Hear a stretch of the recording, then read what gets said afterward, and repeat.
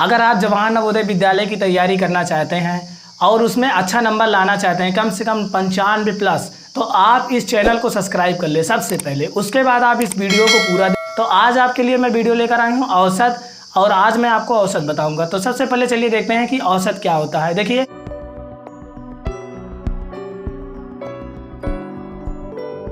औसत की अंग्रेजी होती है एवरेज।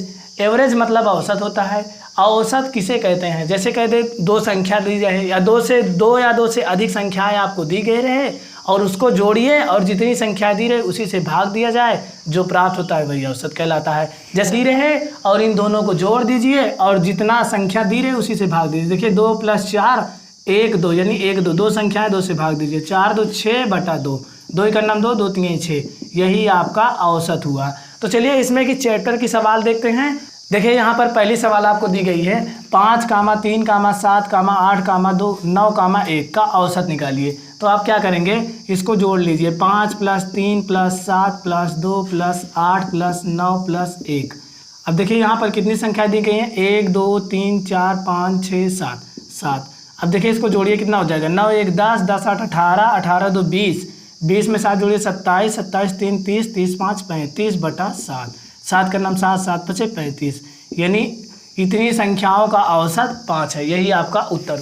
चलिए यहाँ पर अब दूसरी सवाल देखते हैं। देखिए कह रहा है 20 सामानों का औसत 18 है। 20 सामान है, उसका औसत कितना दिया, 18 दिया है। कह रहा है यदि प्रत्येक सामान से 3 घटा दिया, मतलब जितने सामान है 20 में 3 घटा दिया जाए, तो कह रहा है सामानों का नया औसत क्या होगा। जब इस तरह आपको सवाल दे और कहे घटा दिया जाए या बढ़ा दिया जाए, तो आप क्या करेंगे, यहाँ पर जो पहले का औसत लिखा है उसे लिखिए, जितना सामान घटा दिया जाए। अगर घटाना कहे तो घटा दीजिए, अगर यहाँ पर कहे घटा दिया जाए तो 18 में से औसत में इसको घटा दीजिए। अगर कहे बढ़ा दिया जाए तो यहाँ पर जो दिया रहे उसको जोड़ दीजिए। 18 में 3 घटे कितना हुआ, 15।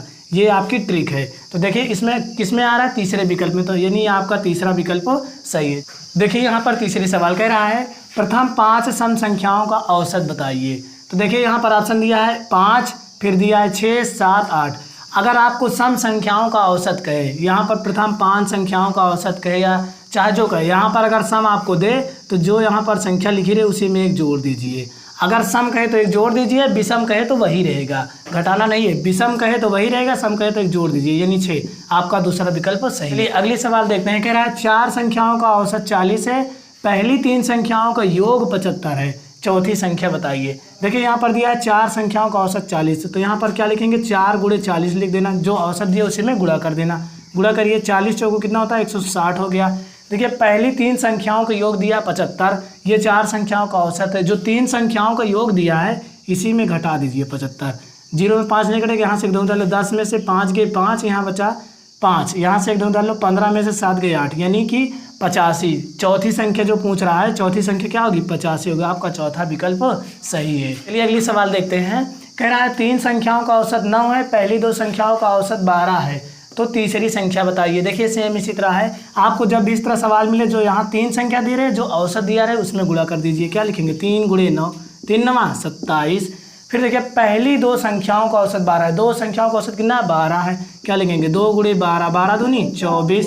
क्या पूछ रहा है, तीसरी संख्या, तो आप क्या करेंगे, तीसरी संख्या यहाँ से घटा देंगे इसी में। 7 में 4 घटे 3, 2 में 2 गए 0, क्या आया 3, यानी आपकी तीसरी संख्या क्या है, 3। आपका तीसरा विकल्प सही है। चलिए अगली सवाल देखते हैं। कह रहा है एक कक्षा के 30 विद्यार्थियों का औसत आयु 15 वर्ष है, यदि अध्यापक को भी शामिल कर लिया जाए तो औसत आयु में 1 वर्ष की बढ़त हो जाती है।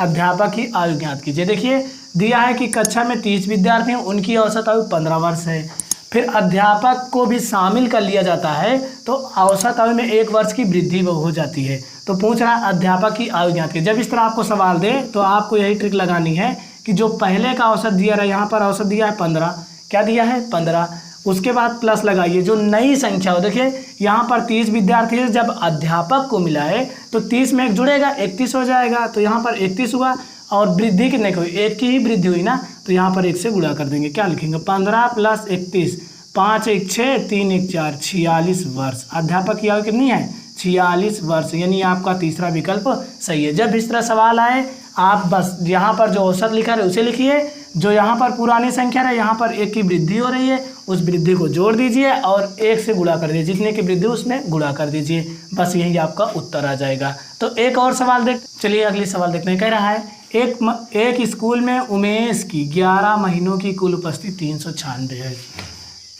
तो मतलब कि 396 उसकी मीटिंग हुई है। कह रहा है उसकी प्रतिमास की औसत उपस्थिति ज्ञात कीजिए। मतलब कि जो रमेश है वो 11 महीनों में 396 दिन स्कूल गया है। कह रहा है उसकी प्रति महीने की औसत उपस्थिति ज्ञात कीजिए, मतलब एक महीने में कम से कम वो कितना उपस्थित रहा। तो देखिए जब इस तरह आपको सवाल दे तो देखिए यहाँ पर सबसे पहले 396 लिखा, उसको लिख दीजिए। कितने महीने की उपस्थिति दिया है, 11 महीने की, उसी से भाग दे दीजिए। 11 तियाई 33, 6 बचा हो गया, 11 छः का 66। यहाँ पर आपका 36 दिन की उपस्थिति, मतलब एक महीने में उसकी उपस्थिति 36 दिन की है। यहीं पर आपके विगत वर्षों की जो सवालें थी वो सभी सवालें समाप्त हो गई हैं। आगे की सवाल आपको अगले वीडियो में बताया जाएगा। तब तक हमारे वीडियो को लाइक कीजिए, सब्सक्राइब कीजिए और हमारे चैनल पर नए हैं तो हमारे चैनल को सब्सक्राइब कर लीजिए ताकि ऐसे ही वीडियो आपको मिलती रहे। वीडियो देखने के लिए बहुत बहुत धन्यवाद।